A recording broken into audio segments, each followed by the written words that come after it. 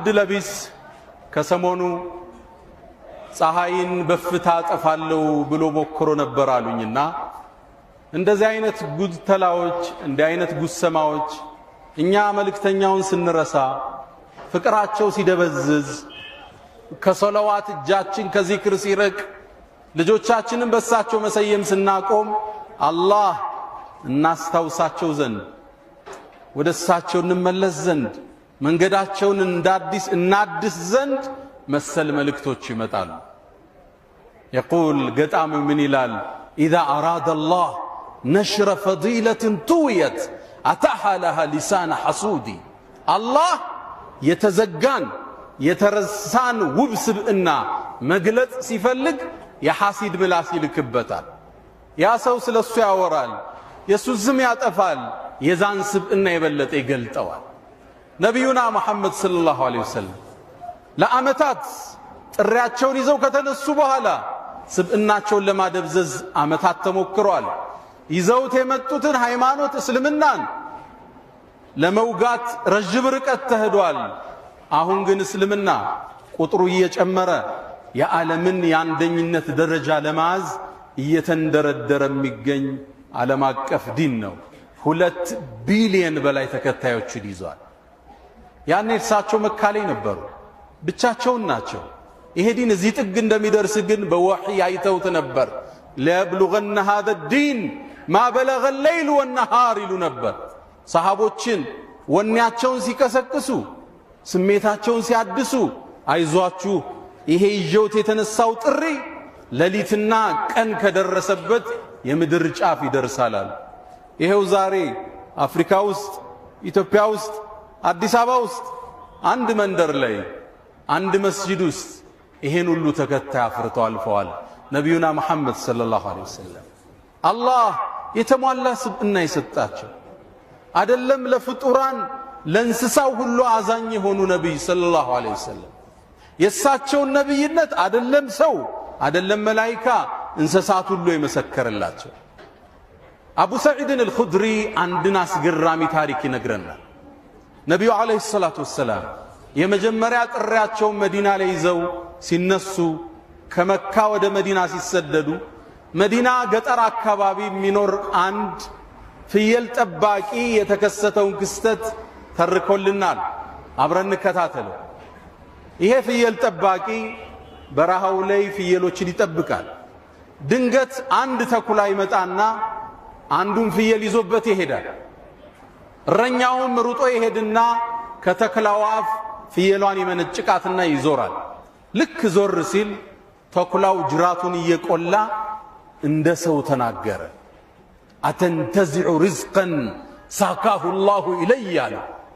አላህ ወደኔ ያመጣውን ሲሳይ ካፌ ተመነጭቀዋለህ እንዲህ አለ። ገጠሬው ተገረመ፣ እረኛው ደነገጠ። እረኛው ምን አለ? እንዴት አንድ ተኩላ እንደ ሰው ልጅ ይናገራል ብሎ ደነገጠ። ከዛም ተኩላው ሌላ ቃል ደገመለት። ከዚህ የሚገርም ነገር ልንገርህ እንዲህ አለው። እረኛውም ጆሮውን ጣል አረገ። የትሪብ ውስጥ አለው መዲና ውስጥ አንድ ትልቅ ሰው አለ ሙሐመድ የሚባል ያለፈውን ታሪክ የሚመጣውን ይነግራችኋል አለው። ይሄ ገበሬኛ መልእክቴ ለምናከብራቸው የክርስቲያን ወገኖቻችን እስልምና በመረጃ የተዋበ ጠንካራ መሰረት ያለው ሃይማኖት ነው። በመከባበር በመወያየት ዲኑን ዲስከስ ማድረግ እንችላለን። እስልምና ጋር ቀርቦ እጅ ያልሰጠ የለም። ስለ እስልምና ተከራክሮ ሻሃዳ ሳይወጣ የወጣ የለም። 100% እርግጠኛ ነኝ። በእኛ እጅ ብቻ ስንት ሰው ሻሃዳ ተቀብለ?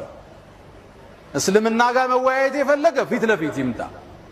በሚፈልጉት መጽሐፍ በሚፈልጉት ርዕስ ማውራት ይቻላል። ዕውቀት ይዳኝ ያኔ፣ ሐሳብ ያሸንፍ ያኔ። ስድብ አይደለም፣ ማንጓጠጥ አይደለም፣ ትልቅ ስብዕና ማርከስ አይደለም። ዕውቀት ይዳኝ። እስልምና ሁሌም በሩ ክፍት ነው። የመጨረሻው መልእክቴ ለኛ ለሙስሊሞቹ እንዲህ አይነት ክስተት ሲከሰት ነቢዩን ዐለይሂ ሰላቱ ወሰላም የበለጠ እንድናወሳቸው ይከጀላል። ከዛሬ በኋላ በአላህ ፍቃድ የሚወለዱ ልጆች ስማቸው መሐመድ ይሆናል ኢንሻአላህ። ሴቶች ከሆኑ በሚወዷት ሚስታቸው አኢሻ አብራቸው በቆመችው ኸዲጃ በሚስቶቻቸው ስም እንሰይማለን። በሚወዷት ልጃቸው ፋጢማ ስም እንሰይማለን። አደራ ብዙ ሰው ልጅ ይወልድና ይደውልልኛል ስሟን ማን ልበለው ይለኛል። አንድ መልእክት ነው የምሰጠው፣ የልጅህን ስም ከህይወት ግቧ ጋር የሚያያዝ አድርግለት ይለዋል። ስም የህይወትህ ግብ ማለት ነው። የአንድ ሰው ስም መሐመድ ሆነ ማለት እሱን ምሰል ማለት ነው። የአንድ ሰው ስም ዑመር ሆነ ማለት ዑመርን ምሰል እያልክ ነው ልጅህ የምታሳድግ። ሴት ልጅህን አኢሻን ምሰይ ማለት ነው። የዚህን ኡማ በርካታ ሺህ ሐዲስን ያስተላለፈች ትውልድ ያነጸች የነቢዩ ዓለይሂ ሰላቱ ወሰላም ሚስት እናታችን አኢሻ ረዲየላሁ ተዓላ ዐንሃ። አሁንም በነቢዩ ስም ግጥሞችን እንገጥማለን፣ ነሽዳዎችን እንነሽዳለን። ስለ እሳቸው ሙሐደራዎች ይደረጋሉ። በእሳቸው ስብዕና ዙሪያ ፓምፕሌቶች ይበተናሉ። በእሳቸው ዙሪያ ኮንፈረንሶች ይደረጋሉ። ነቢዩን ዓለይሂ ሰላቱ ወሰላም ረስታችኋል እያለን ነው አላህ። ሰለዋት ምን ያህል የምናወርደው? በነቢዩ ላይ 100 የሚያወርዳል በየቀኑ። ረስተናል። ነቢዩ ዓለይሂ ሰላቱ ወሰላም በእኔ ላይ አንድን ሰለዋት ያወረደ አላህ በሱ ላይ 10ን ያወርዳል። ልብ ብላችኋል? ገልብጡት፣ ብትገለብጡት ራሱ ትርፍ ነው። እኛ በነቢዩ ላይ 10 አውርደን አላህ በእኛ ላይ አንድ ቢያወርድ ትልቅ ሽልማት ነበር። አላህ ግን ገለበጠው። አንድ አውርዱ 10 በእናንተ ላይ ያወርዳለሁ አለ አላህ። አላሁመ ሰሊ ወሰለም ወባሪክ አለ ሰይድና። ሰለዋት ስንል ጭንቀታችን የሚወገድበት፣ ሪዝቃችን የሚሰፋበት፣ የነብዩ ፍቅር የሚታተምበት እሳቸው ላይ ሰለዋት በማብዛት ብዛት ነው የውመል ቂያማ ደረጃችን ከፍ የሚል።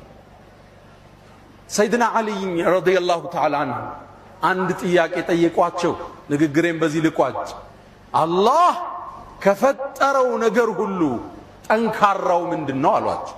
ፌስቡክ ላይ ቲክታክ ላይ ሲከሰቱ ከማስጮህ ራሳችንን እንገድብ፣ የሌላ አጀንዳ አሻሻጭ እንዳንሆን። ሰዎቹ የያዙትን ተራ ጭብጥ በእኛ ጩኸት ነው የሚያስተጋቡት፣ በእኛ ጩኸት ነው ቫይራል የሚወጡት። የሆነ ነገር ስንሰማ መዝነን መንቀሳቀስ ከኛ ይጠበቃል። ሳናቀው አጀንዳቸው እንዳናራግብ፣ ሳናቀው የፌስቡክ የቲክቶክ ተከታዮቻቸውን እንዳንጨምር እርጋታ ይሻል፣ ማስተዋል ይሻል፣ የቱ ይጠቅማል ብሎ ማየት ይሻል። ብዙ ተራ ሐሳቦች በአውጋዥ ጩኸት ገነው አልፈዋል። ግብፅ ውስጥ የተከሰተን አንድ ክስተት ልንገራችሁ። የዛሬ 40 ዓመት አካባቢ ሶሻሊዝም የሚባለው አስተሳሰብ ወደ ግብፅ እንደገባ፣ ግብፅ እስላማዊ ሀገር ነች፣ ሌላ አስተሳሰብ መጣ። የተወሰኑ ሰዎች አስተሳሰቡን ተከተሉት። ከተከተሉት ሰዎቹ ኻሊድ መሐመድ ኻሊድ የሚባል ታዋቂ የግብፅ ጸሐፊ አለ። ኋላም ተወብቶ ስለ ሰሃቦች ታሪክ ብዙ የጻፈ ሰው። እሱ ሶሻሊዝምን ደግፎ አንድ መጽሐፍ ጻፈ።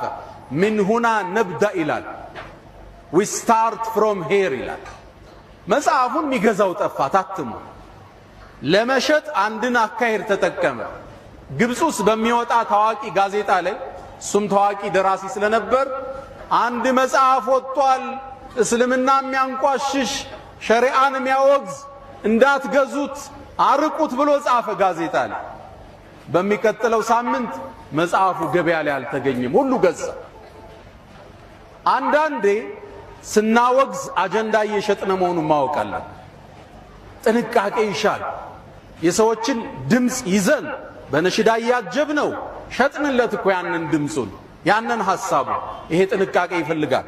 ሁለተኛ፣ ኢትዮጵያ ሀገራችን በበርካታ ችግሮች ውስጥ አልፋለች። የብሔር ጦርነቱ፣ የፖለቲካ ፍጅቱ፣ ጦርነቱ የወለደው የኢኮኖሚ ችግር ስንክሳር፣ ብዙ ችግር ውስጥ አለን። ይሄን ችግር ለማባባስ ወደ ሃይማኖት ወደ ማይፈታ ግጭት ለመፍጠር የሚሰራ ሰው እንዳለ መቃብለ ማየት ያስፈልጋል። ጥንቃቄ ያስፈልጋል። አልሙእሚን ነው የሚሉት ነቢዩ ዓለይሂ ሰላቱ ወሰላም። ሙእሚን ከይሱን ፈጢን፣ አራዳና ብልጥ ነው፣ ያስተውላል። ሰይድና ዑመር እንዳሉት እኔ አጨበርባሪና ዱርዬ አይደለሁም፣ አጨበርባሪና ዱርዬ ግን አያታልኝም ይላል። ለስቱ ኺበን ወለል ኺቡ የኽደዑ። ሙስሊም ያያል፣ አስተዋይ ነው፣ ዓለምን ያጠናል፣ ለምን እንደተፈጠረ ያን አጀንዳ ይረዳል። በብልጠት በብስለት ይራመዳል። ሶስተኛ መልእክቴ ለምናከብራቸው የክርስቲያን ወገኖቻችን እስልምና በመረጃ የተዋበ ጠንካራ መሰረት ያለው ሃይማኖት በመከባበር በመወያየት ዲኑን ዲስከስ ማድረግ እንችላለን። እስልምና ጋር ቀርቦ እጅ ያልሰጠ የለም። ስለ እስልምና ተከራክሮ ሻሃዳ ሳይወጣ የወጣ የለም። 100% እርግጠኛ ነኝ። በእኛ እጅ ብቻ ስንት ሰው ሻሃዳ ተቀብለ። እስልምና ጋር መወያየት የፈለገ ፊት ለፊት ይምጣ። በሚፈልጉት መጽሐፍ በሚፈልጉት ርዕስ ማውራት ይቻላል። ዕውቀት ይዳኝ ያኔ፣ ሐሳብ ያሸንፍ ያኔ። ስድብ አይደለም፣ ማንጓጠጥ አይደለም፣ ትልቅ ስብዕና ማርከስ አይደለም። ዕውቀት ይዳኝ። እስልምና ሁሌም በሩ ክፍት ነው። የመጨረሻው መልእክቴ ለኛ ለሙስሊሞቹ እንዲህ አይነት ክስተት ሲከሰት ነብዩን አለይሂ ሰላቱ ወሰላም የበለጠ እንድናወሳቸው ይከጀላል።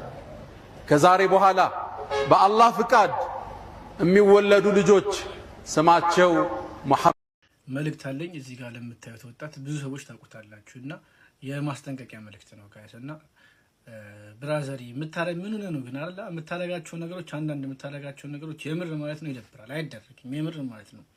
እኔ ምን ነው ታውቃለህ ምን ሆነህ ነው እንደዚህ ጎበዝ ይሆንኩ የምር ማለት ነው። የት ነው ያደግከው? የምር ማለት የሰፈር ነው ያደግከው? በእናትህ ንገረኝ የምር ማለት ነው። አባሌ ገብቷል ለኔ ወጣት ሳይ ማለት ነው። እንደዚህ ወጣት ሳይ ስማርት ወጣት ሳይ የምር በቃ ትክክለኛ ኢንስፓየር የሚያደርገኝ ስማርት ወጣት እንደዚህ አይነት ሳይ ማለት ነው የምር ማለት ነው። በተለይ ማለት ነው ሃይማኖቱ ላይ ቀጥ ብሎ ቆሞ ሌሎችን ኢንስፓየር የሚያደርግ ወጣት ሳይ የምር ቀናለሁ የምር ማለት ነው። እና ማለት ነው እንደዚህ አይነት ወጣቶች የተለያየ እምነት ላይ ሆናችሁ ማለት ነው ወጣቱ ናችሁ ስሜትን ተቆጣጥረ ብዙ ነገር አለ ቺክ አለ ሱስ አለ ያ ሁሉ ነገር ተቋቁመ ከዛ በላይ ደግሞ በእውቀት ደግሞ ገፍተሃል። አባሌ ገብቷል አሁን ቁርአን ሞክ ሐዲስ ሞክ ፒኤችዲ ነው ራሱን የቻለ ማለት ነው። ከዛ በላይ ደግሞ ባይብል ምናምን ያውቃል ይልሽ አስበዋል ፒኤችዲ ስኩዌር ማለት ነው። ገና ወጣት ነው እንደኛ አባሌ ገብቷል። እኔ ሳድግ የምፈልገው እንዳንተ ነው ብራዘሬ። ማሻአላህ አላህ ይጠብቅ አላህ ያቆይልን እላለሁ። ኢንስፓይሬሽናችን ተበላችሁ ይመቻችሁ።